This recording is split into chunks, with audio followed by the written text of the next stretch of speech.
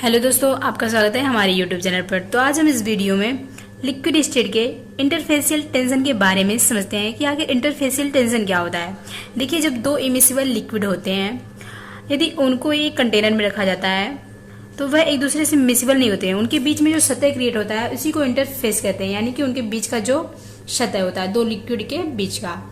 तो चलिए अब हम इसे समझ लेते हैं पॉइंट टू पॉइंट। देखिए, पहला पॉइंट क्या कहता है, if two immiscible liquid are present above the other, then the force acting per unit length along the interface is called interfacial tension।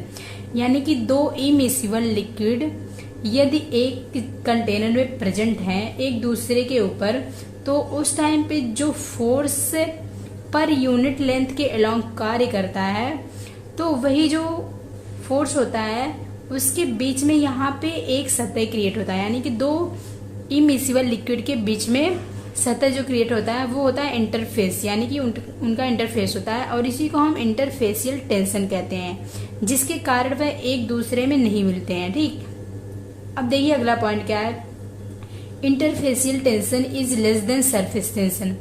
यानी कि जो इंटरफेसियल टेंशन होता है वो पृष्ठ तनाव यानी कि सरफेस टेंशन से कम होता है, because the uneven force acting along the surface of each liquid are partially compensated by the force of mutual attraction between the molecule to liquid।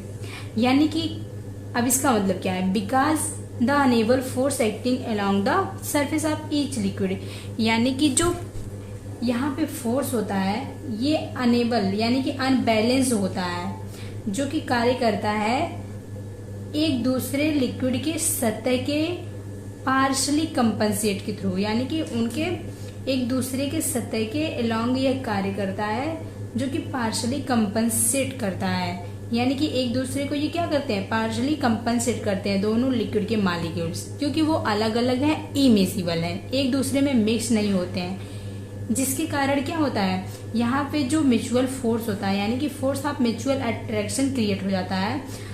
तो ये जो लिक्विड के बीच में यानी कि दो लिक्विड के मॉलिक्यूल के बीच म्यूचुअल फोर्स ऑफ अट्रैक्शन जो होता है वो पार्शियली कंपनसेट करता है। ठीक, यानी कि देखिए ये लिक्विड है, हमारे लिए वाटर का है, और ये केरोसिन ऑयल है, यह एक दूसरे में मिक्स नहीं होते हैं, और इन्हीं के बीच में इन दोनों लिक्विड के बीच में जो यहाँ पे सरफेस बनता है सरफेस टेंशन, उसी को हम क्या कहते हैं, इंटरफेसियल टेंशन बोलते हैं, जो कि सरफेस टेंशन से कम होता है। ठीक, तो आशा करती हूँ ये वाला पॉइंट आपको समझ में आ गया होगा। तो अब हम सरफेस एक्टिंग एजेंट के बारे में जानते हैं कि सरफेस एक्टिंग एजेंट क्या होता है।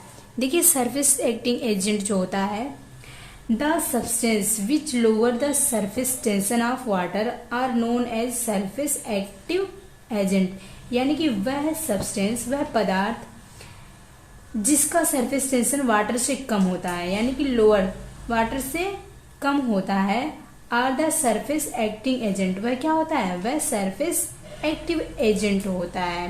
ठीक, अब जैसे कि alcohol, acid, shop, detergent, oil. अब देखिए, जो एसिड होता है, सॉप होता है, यानी कि सॉप झाग, जो झाग बनता है वह वाटर के ऊपर आ जाता है ना, वही, और डिटर्जेंट, ऑयल इत्यादि, ये सब क्या है, ये सरफेस एक्टिव एजेंट होते हैं। अब देखिए, ये पीसीएस 2000 में और 2007 में पूछा जा चुका है, जो कि बहुत ही इंपॉर्टेंट है। तो आशा करती हूँ दोस्तों आपको इंटरफेसियल टेंशन और सरफेस एक्टिव एजेंट क्या होता है इसके बारे में अच्छे से समझ में आ गया होगा। तो हम मिलेंगे नेक्स्ट वीडियो में, तब तक के लिए आप लोग पढ़ते रहिए और अपना ख्याल रखिए।